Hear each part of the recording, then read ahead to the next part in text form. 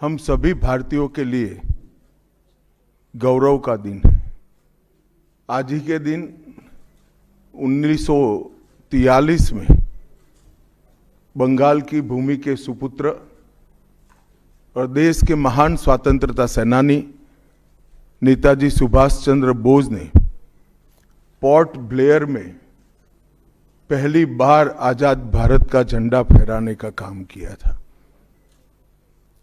तो एक प्रकार से हमारे आजादी के संग्राम का ये बहुत महत्वपूर्ण मकाम था।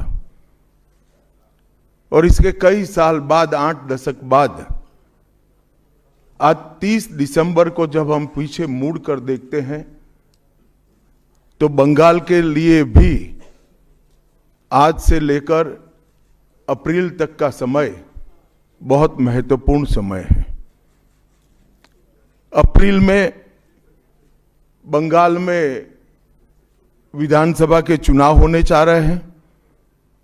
भय, भ्रष्टाचार, कुशासन और घुसपैठ की जगह विरासत, विकास और गरीब कल्याण की एक मजबूत सरकार बनाने का बंगाल की जनता का संकल्प बंगाल में जहां पर भी जाते हैं वहां दिखाई पड़ता है। तृणमूल कांग्रेस के 15 साल के शासन में भय, भ्रष्टाचार और कुशासन और विशेषकर घुसपैठ से बंगाल की जनता चिंतित भी है, भयभीत भी है और आशंकित भी है। हम भारतीय जनता पार्टी के सभी कार्यकर्ता बंगाल की जनता को आश्वासन भी देना चाहते हैं और वादा भी करना चाहते हैं कि मोदी जी के नेतृत्व में बंगाल में भारतीय जनता पार्टी की सरकार बनने के साथ ही यहां की विरासत को हम पुनर्जीवित करेंगे। विकास की गंगा फिर से बड़ी तेज गति से बहेगी और गरीब कल्याण, जो बंगाल का आज बहुत महत्वपूर्ण मुद्दा बना है, देश भर में जहां जहां एनडीए सरकारें हैं, भाजपा सरकारें हैं, हमने गरीब कल्याण को प्राथमिकता दी है। यहां पर भी गरीब कल्याण को प्राथमिकता दी जाएगी। और इस सब के साथ साथ एक ऐसी मजबूत राष्ट्रीय ग्रिड बनाएंगे जो बंगाल से घुसपैठ को समाप्त कर देंगी। इंसान छोड़ दीजिए, परिंदा भी पैर नहीं मार पाए, इस प्रकार की एक मजबूत ग्रिड की रचना हम करेंगे। और न केवल घुसपैठ रोकेंगे, सारे घुसपैठियों को चुन चुन कर भारत के बाहर निकालने का काम भी भारतीय जनता पार्टी की बंगाल सरकार करेगी। आज ममता बनर्जी के नेतृत्व में भ्रष्टाचार के कारण पूरे बंगाल का विकास एक प्रकार से थम गया है। मोदी जी की सारी लाभकारी योजनाएं जो पूरे देश में गरीबी का उन्मूलन कर रही है, यहां पर टोल सिंडिकेट के भेंट चढ़ चुकी हैं और हर योजना डेड एंड पर पहुंच चुकी है। 14 सालों से भय और भ्रष्टाचार ये बंगाल का पहचान बना हुआ है। बीजेपी सरकार का संकल्प 15 अप्रैल 2026 के बाद जब भाजपा सरकार बनेगी, बंग गौरव, बंग संस्कृति, उसके पुनर्जागरण की हम फिर से शुरुआत करेंगे। और विवेकानंद जी, बंकिम बाबू और गुरुवर टैगोर और श्यामा प्रसाद मुखर्जी के स्वप्न का बंगाल बनाने का हम फिर से एक बार प्रयास करेंगे। और आज मैं फिर से एक बार कहना चाहता हूं, भारतीय जनता पार्टी के लिए ये बंग भूमि बहुत पवित्र और बहुत मायने रखने वाली है, क्योंकि हमारी स्थापना, भारतीय जनता पार्टी की स्थापना, भारतीय जनसंघ की स्थापना यही बंग भूमि के बड़े नेता श्यामा प्रसाद मुखर्जी ने की है। भारतीय जनता पार्टी की स्थापना से स्वामी विवेकानंद और बंकिम चंद्र चट्टोपाध्याय इनका अनुकरण भारतीय जनता पार्टी ने अपने सभी सिद्धांतों के अंदर किया है। मित्रों, आज जब मैं कह रहा हूं कि इस बार 26 के बंगाल के विधानसभा चुनाव में बंगाल में हमारी सरकार बनेगी, इसका मजबूत आधार भी भारतीय जनता पार्टी के पास है। मैं आपको 2014 से 2024 तक के चुनाव के यात्रा के परिणामों को बताना चाहता हूं। 2014 के लोकसभा चुनाव में हमें 17% वोट मिले थे और 2 सीटें मिली। मेरी बात जरा सभी पत्रकार बंधु ध्यान से सुने। 2014 के चुनाव में हमें 17% वोट और 2 सीट मिले थे। 2016 के विधानसभा चुनाव में हमें 10% वोट मिले और विधानसभा की केवल 3 सीटें मिली थी। फिर 14 से 19 के बाद 19 के लोकसभा चुनाव में हमें 41% वोट मिले और 18 सीटें मिली। और 21 के विधानसभा चुनाव में हमें 38 वोट मिले और 77 सीटें मिली। ये बहुत बड़ा अंतर है। जिस पार्टी को केवल 3 सीट मिले थे, वो पार्टी 5 साल के ही अंतराल में 77 सीट प्राप्त करी। और इसका नतीजा देखिए, कांग्रेस जिसकी एक प्रकार से स्थापना ही बंगाल से शुरू हुई, वो कांग्रेस पार्टी बिग जीरो पर पहुंच गई और 34 साल तक शासन करने वाला कम्युनिस्ट गठबंधन भी एक भी सीट प्राप्त नहीं कर पाया और हमने मुख्य विपक्ष का स्थान प्राप्त किया। आज शुभेंदु जी मेरे साथ यहां पर बैठे हैं, वो हमारे प्रतिपक्ष के नेता हैं। 24 के चुनाव में भी हमने 39% वोट प्राप्त किया, 12% सीट प्राप्त की, 12 सीटें प्राप्त की और 26 में हम निश्चित रूप से प्रचंड बहुमत के साथ भारतीय जनता पार्टी की सरकार बनाने वाले हैं। मित्रों, ये 24 से अब तक का समय भारतीय जनता पार्टी के लिए बहुत शुभांकर सिद्ध हुआ है। 24 में लगातार तीसरी बार नरेंद्र मोदी जी इस देश के प्रधानमंत्री बने। उसके बाद महाराष्ट्र में, हरियाणा में, दिल्ली में और अब बिहार में भारतीय जनता पार्टी की सरकारें बनी हैं। 24 के चुनाव में उड़ीसा और आंध्र प्रदेश में भी पूर्ण बहुमत की भाजपा की और एनडीए की सरकार बनी है। मुझे पूरा भरोसा है कि 2026 में बंगाल में 2/3 बहुमत के साथ भारतीय जनता पार्टी की सरकार बनेगी। ये बंगाल की जनता तय कर बैठी है। मित्रों, जहां पर भी बंगाल में जाते हैं, पूरे बंगाल की जनता घुसपैठियों से त्रस्त है। क्या कोई राज्य सरकार ऐसी हो सकती है जो घुसपैठियों की पनाहगाह अपने राज्य को बना दे? राष्ट्रीय सुरक्षा पर एक कितना बड़ा खतरा है, इसका जवाब बंगाल की मुख्यमंत्री ने बंगाल के चुनाव में दे। घुसपैठ रोकने के लिए उनके पास क्या योजना है? आर्टिकल 370 हटता है, वो विरोध करती है। सीएए लाकर बंगाल के शरणार्थियों को नागरिकता देने का हम कार्यक्रम करते हैं, वो विरोध करती हैं। और वो ठीकरा फोड़ते हैं कि बीएसएफ है, वो रोक नहीं रही है। ममता जी, मैं आज आपको इस सार्वजनिक प्रेस वार्ता में पूछना चाहता हूं कि कौन सी सरकार है बांग्लादेश की पूरी सीमा पर जो वाड़बंदी करने के लिए, बॉर्डर पर फेंसिंग करने के लिए जमीन नहीं देती है? अगर आप जवाब न दे पाए तो मैं ही देता हूं। आपकी ही सरकार है जो जमीन नहीं देती है, जिसके कारण फेंसिंग का काम समाप्त नहीं होता है। फिर भी भौगोलिक रूप से कठिन सीमा पर से कोई घुस कर आता है तो कहां जाता है? सबसे पहले बंगाल के गांव में जाता है। आपका पटवारी क्या कर रहा है? आपका थाना क्या कर रहा है? क्यों इसको अरेस्ट नहीं किया जाता? क्यों उस पर केस दर्ज नहीं होता? क्यों इसको वापस भेजा नहीं जाता? जवाब है क्या आपके पास?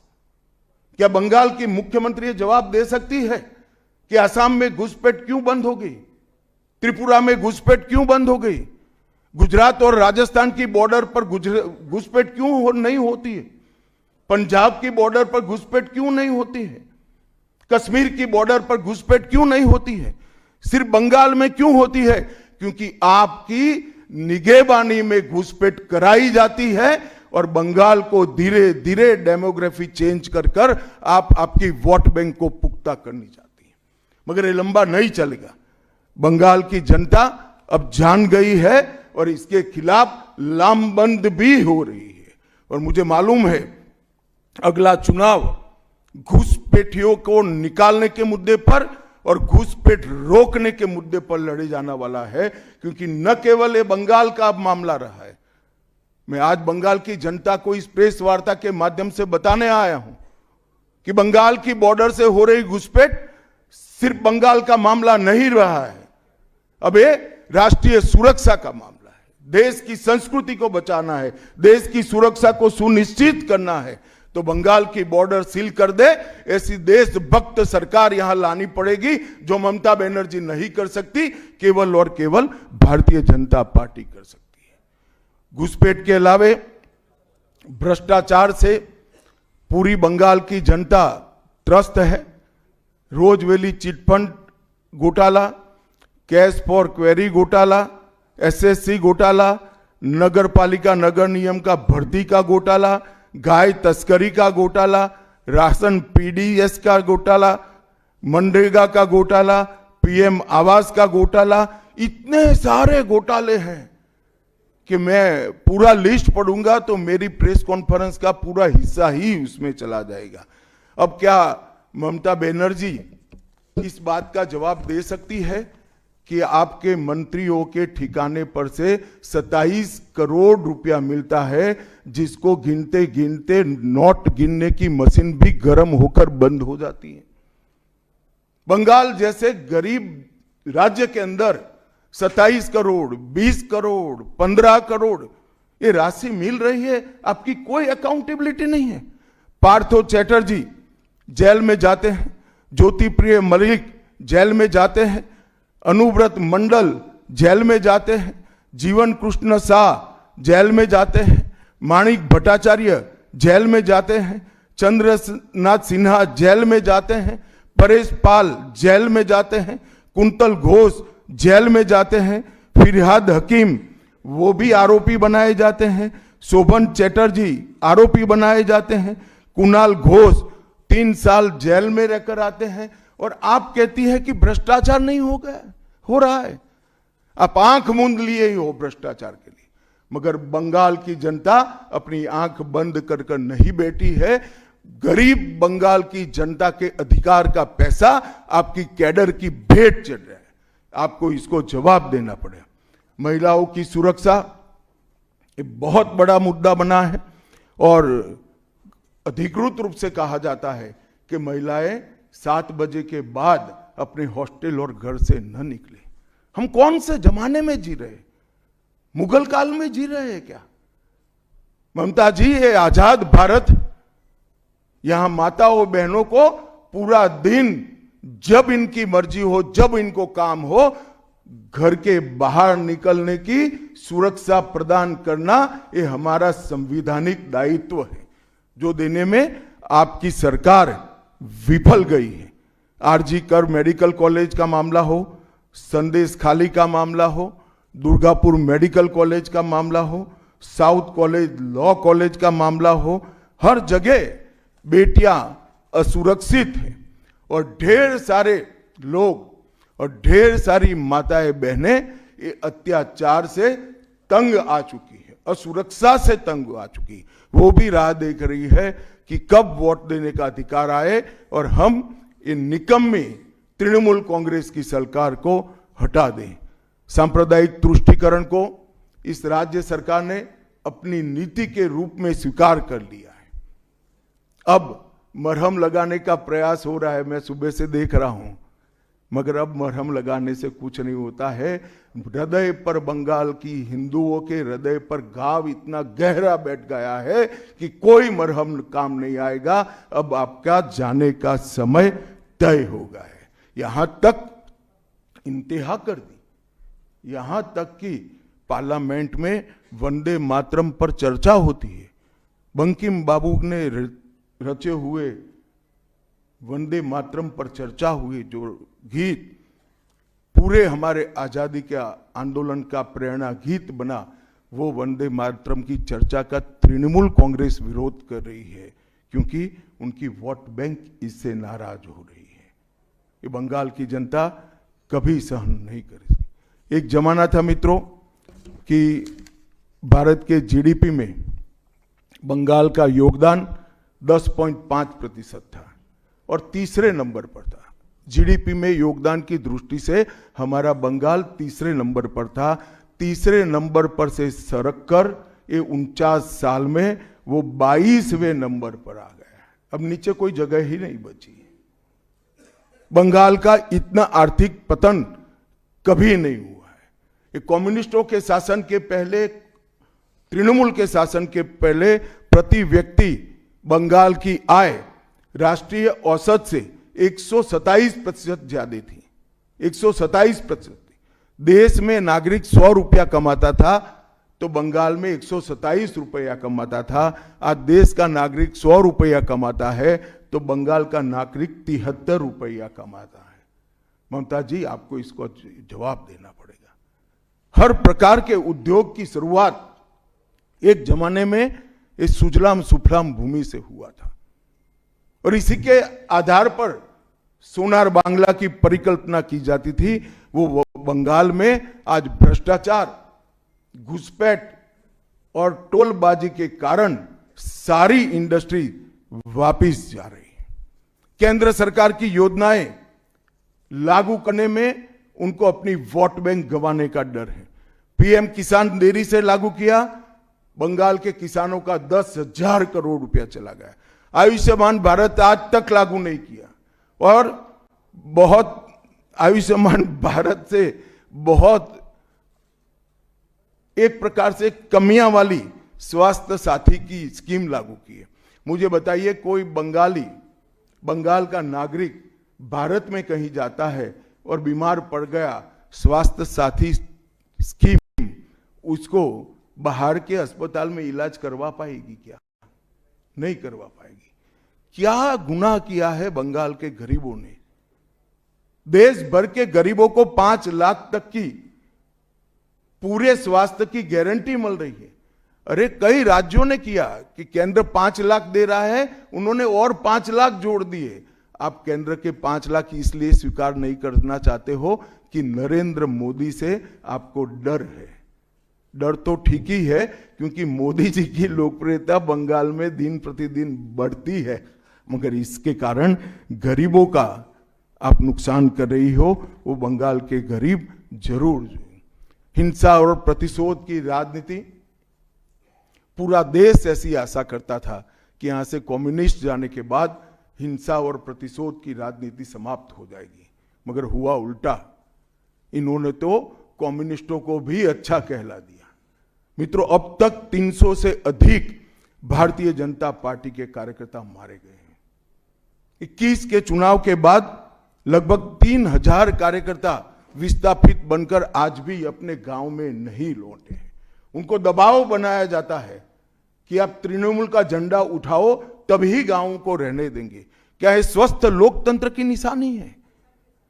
कोई व्यक्ति अपने किसी राजनीतिक दल में काम करना है, वो स्वतंत्र रूप से तय नहीं कर पाएगा। वो ममता जी मुख्यमंत्री की चैम्बर से तय करेगी क्या? ममता जी, जितना भी प्रताड़ना करना हो करो, बंगाल की जनता अब तय कर कर बैठी है।